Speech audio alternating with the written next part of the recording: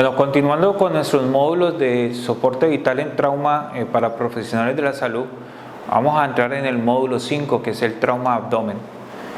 Trauma abdomen y trauma pélvico. Entonces, hablamos lo importante cuando abordamos un paciente con un trauma abdomen. Nunca debemos olvidar el ABC primario que siempre hemos visto en todos los módulos, puesto que en la C, que es el control de sangrados y determinar los sangrados en el paciente, siempre debemos de sospechar que a nivel intraabdominal podemos tener una hemorragia importante. ¿Sí?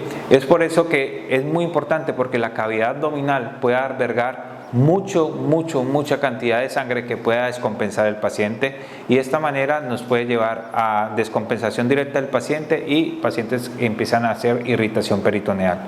Las lesiones abdominales y pélvicas que no son reconocidas, estas pueden causarle la muerte al paciente en minutos o pocos minutos o en la primera hora. Entonces, ¿cuáles son los mecanismos de lesión que podemos presentar en los pacientes con trauma de abdomen? Pues el trauma de abdomen cerrado, al igual que en el tórax, es una contusión que se da sobre toda la pared del abdomen, pero sin generar un daño propio de la piel o del tejido. Pero esto que lleva a que toda esta fuerte energía haya un desplazamiento brusco de los órganos o de las asas intestinales, especialmente ahí de las asas intestinales, especialmente donde hay una asa intestinal fija, como lo es el yeyuno, que está fijado hacia el ligamento de Treitz. Muchas veces pueden haber rupturas. De los órganos que se comprometen mayormente puede ser el hígado o el vaso. Entonces es muy importante. Ahora, los traumas de abdómenes siempre deben de tenerse en cuenta la cinemática del trauma. Es por eso que entramos nuevamente en el tema de hablar siempre claramente con el personal prehospitalario para determinar qué ocurrió, cómo ocurrió y ante qué me estoy enfrentando con el paciente. Si tengo un paciente con lesiones por arma de fuego, sería bueno determinar cuáles son el tipo de arma que se usó para el ataque de estos pacientes. Ahora, el trauma de abdomen penetrante, pues que puede ser por arma blanca o arma cortopunzante o por proyectil de arma de fuego, los cuales los que son de baja velocidad y las armas cortopunzantes, ellos pueden generar un daño de tejidos lacerándolos y cortándolos inmediatamente. Las lesiones por arma blanca, por lo cual van a atravesar todas las estructuras abdominales adyacentes, ¿sí? Y esto va a llevar, el hígado se puede afectar en un 40%, el intestino delgado un 30%, el diafragma un 20% y el colon en un 15%. Las heridas por arma de fuego frecuentemente van a lesionar el intestino delgado, el colon, el hígado, y las estructuras vasculares abdominales lo puede hacer hasta en un 25%. ¿Qué debo de tener en cuenta? La evaluación y el manejo de estos pacientes. Primero, vuelvo y recalco A, B, C del paciente. Cuando hacemos una revisión secundaria y empezamos con el examen físico cefalocaudal y llegamos al abdomen, debemos de mirar todos los cuadrantes abdominales, ser palpados para determinar si tengo defensa o no tengo defensa. Tengo que percutir, tengo que auscultar, hacer toda la semiología del paciente. Un abdomen rígido, un abdomen en tabla me sugiere que es un paciente con trauma abdominal cerrado penetrante, que está el paciente con una lesión muy grave entre el abdomen, y es un paciente que debe ser manejado inmediatamente con líquidos endovenosos, si es posible, y está, digámoslo así, lo requiere. Hay que hacer una transfusión masiva del paciente, tratar de estabilizarlo lo más pronto posible, para que de esta manera, camino al cirujano, pueda ya resolverse en quirófano su daño principal que le está causando esta hemorragia. Que es importante, además del examen físico, siempre no olvidar hacer un tacto. El tacto me hace determinar si tengo un trauma a nivel del recto o del sigmoide, y de esa manera me ayuda a determinar además si hay sangrados o no, y esto me determina que puedo tener un trauma severo a nivel del colon en general. La historia clínica del paciente, muy importante, cómo ocurrió el accidente, qué ocurrió, además de eso, qué toma, qué no toma. Es importante saberlo para determinar el tratamiento con estos pacientes. Importante, los pacientes que presentan rectorragia ¿sí? Son pacientes que me deben de sospechar inicialmente de un trauma a nivel intestinal, pero además de esto debo determinar siempre cuál es su examen físico ante la pelvis, examen genital, mirar si tengo una uretrorragia o no tengo ningún signo de trauma a nivel de órganos femeninos o masculinos, ¿sí? Órganos reproductores femeninos o masculinos. Todo esto lo tengo que determinar en solo una inspección, para de esta manera actuar adecuadamente con el paciente.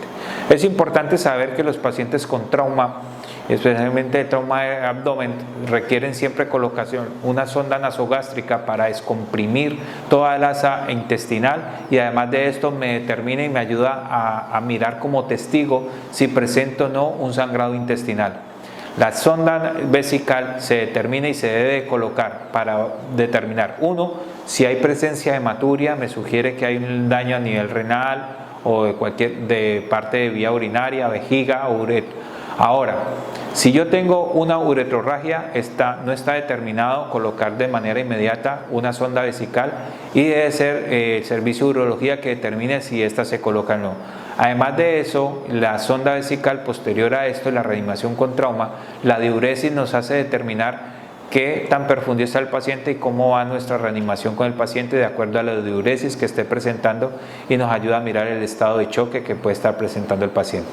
En el trauma de abdomen cerrado hay unos peligros latentes y digamos que tenemos que tener en cuenta. Cuando yo examino al paciente y empiezo a manipular de manera repetida la pelvis, ¿sí? Hay que determinar de que esto me pueda, además de esto, generar más hemorragia. Es por eso que cuando tengo un trauma abdominal y de pelvis se debe evitar al máximo su manipulación. Cuando tenemos los pacientes obesos, los pliegues cutáneos nos hacen muchas veces caer en el error de no encontrar lesiones donde sí están. Podemos asumir que estamos ante un trauma de abdomen cerrado, pudiendo tener un trauma de abdomen penetrante, y esto nos puede, digámoslo así, dificultar el examen físico siempre, y nos puede dar una mala pasada con el paciente, el cual se nos puede descompensar de manera rápida. ¿Cuáles son los métodos que se usan para el diagnóstico de estos traumas? Pues tenemos el ECOFAS, que se debe hacer de manera inmediata en el servicio de urgencias, y la TAC, mientras el paciente tenga una estabilidad hemodinámica y nos permita realizar una TAC abdomen o toracoabdominal y de pelvis, es lo ideal para el paciente politraumatizado, o el paciente, muchos se pueden llevar a laparoscopia para determinar qué lesiones presenta el paciente. En cuanto al ECOFAS, es importante recordar que tiene una especificidad cerca del 95%, inclusive puede llegar al 100%, en donde me puede determinar si hay líquido libre y en la cavidad abdominal, o en la cavidad pericárdica. Entonces, el principio de este examen se va a basar siempre para determinar si hay detención de líquido en unas áreas específicas. Uno, la zona pericárdica. Dos, la zona perihepática, la zona periesplénica y la zona pélvica. De esta manera se hace una ecografía de manera rápida y me determino si el paciente debe ser llevado a mesa quirúrgica o no. Y esto es un examen o un diagnóstico que se hace desde el servicio de urgencia. Ahora, ¿qué podemos presentar como lesiones graves a nivel del trauma? Entonces podemos tener una hernia diafragmática traumática que se puede presentar tanto traumatismo cerrado, no es muy frecuente, pero se puede presentar, o en un trauma tóraco-abdominal penetrante se puede presentar eso. Al hacer una radiografía o una serie de abdomen, podemos mirar cómo esa asa intestinal se observa, o esa cámara gástrica está sobre toda la cavidad torácica, como lo vemos en la imagen. O cuando tenemos una perforación de víscera hueca, vamos a observar en el patrón de la radiografía, como lo vemos en esta imagen, lo que se llama patrón de alas en gaviota, y eso nos sugiere que hay una perforación de víscera hueca, y este paciente debe ser inmediato a cirugía para realizar una laparotomía de urgencia. Bueno, pero entonces, ¿cuáles son esas indicaciones para llevar a un paciente a una laparotomía? Uno de ellos es un trauma de abdomen cerrado, paciente con hipotensión y que tenga un ECOFAST positivo, si lo tenemos a mano. Si no lo tenemos a mano, pues un paciente con un abdomen que sospechamos de que este sea quirúrgico, ya que presenta irritación peritoneal, un abdomen en tabla, acompañado de eso de taquicardia y hipotensión. Una hipotensión también además asociada a una herida abdominal que penetre la fascia, heridas por arma de fuego que penetren la cavidad peritoneal, evisceración y el sangrado a nivel gástrico. Tenemos que tener en cuenta también cuando tenemos un sangrado rectal, geniturinario o después de un trauma penetrante, el paciente debe ser llevado a la laparotomía, paciente con peritonitis o el paciente, como vimos en las imágenes anteriores, que observemos aire libre en cavidad como un neumoperitoneo que nos pueda sugerir que tenemos una perforación de víscera hueca o que tengamos una ruptura de una hernia diafragmática. Por esto, estos pacientes hay que determinar rápidamente cuáles deben de ir a la laparotomía. En este esquema que les muestro a continuación podemos observar, entonces, si tengo un paciente completamente inestable, es un paciente que va a ir a la laparotomía, es un paciente quirúrgico. Si tengo un paciente que está estable hemodinámicamente, ese paciente tiene sospecha clínica de alguna lesión intraabdominal, ese paciente le hago un ATAC, un ATAC o una ecografía abdominal. Si este es negativo, el paciente va a estar en observación a mirar cómo es su evolución. Si este es negativo, o si este es positivo, va a la laparotomía, pero si este no es concluyente, todavía quedan dudas en los exámenes con relación a la clínica, el paciente debe ir también a la laparotomía exploratoria. Entonces, resumiendo, antes de pasar al trauma de pelvis, en las generalidades globales de la fractura de pelvis, recordemos, tengo un paciente con un trauma de abdomen, tengo un trauma de abdomen cerrado, determino toda la parte clínica, signos vitales, toda la parte estabilizada del paciente, el examen físico, qué observo en el abdomen, hay estigmas de trauma, veo el abdomen en general, qué logro observar, qué palpo, y de esta manera tomo decisiones que hacer un estudio, ya sea un ECOFAST, una ecografía o un ATAC, y tomar decisiones. Si el paciente está completamente hemodinámico, le hago todo el soporte de reanimación y posterior a esto requiere una valoración quirúrgica para el paciente llevarlo a la laparotomía. Ese es el manejo con eso. Cuando ya tenemos una fractura propiamente de pelvis, debemos de conocer que podemos tener una lesión de compresión arterial que se puede presentar entre un 15 al 20%, podemos tener una compresión lateral que se puede presentar en un 60-70% o que vamos a tener un cizallamiento vertical que se presenta entre el 5 al 15%.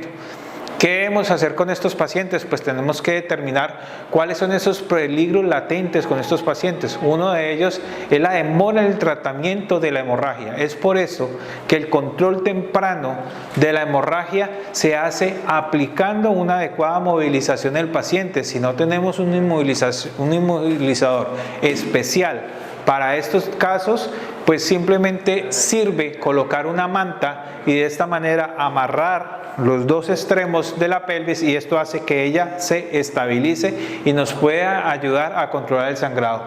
Un paciente que desarrolla pacientes, por ejemplo, cuando tienen inmovilizaciones prolongadas, pueden desarrollar algunas ulceraciones que también deben de ser corregidas y deben de ser vigiladas.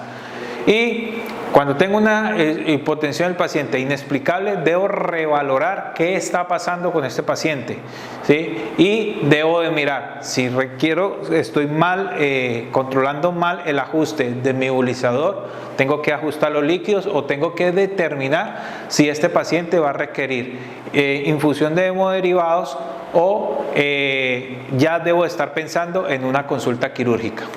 Entonces, cuando yo ya decido que le doy el manejo temprano al paciente, lo logro estabilizar o lo estoy estabilizando, o ya hice todos mis esfuerzos de reanimación, pero el paciente continúa inestable, esto no hay duda que es un paciente quirúrgico, por lo cual se debe llevar el manejo inicial que se le hará, la consulta quirúrgica, se hace la aplicación del movilizador, entonces ¿qué van a ver? Van a observar a nivel quirúrgico si hay sangre intraperitoneal. Si hay sangre intraperitoneal, pues este paciente lo van a llevar a la laparotomía. Si no hay presencia de sangre intraperitoneal, pues le hace un empaquetamiento y se le hace una angiografía al paciente. Muchas veces por angioembolización se puede tratar muchas de estas lesiones.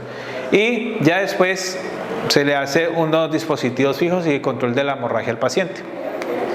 Entonces, con esto último que les acabo de decir, hemos terminado este módulo 5, donde hablamos del trauma de abdomen cerrado, trauma de abdomen penetrante y trauma de pelvis, en los manejos que debemos de hacer en urgencia. Entonces recordamos, recibimos nuestro paciente, examinamos A, B, C. Nunca olvidar el A, B, C, D, E.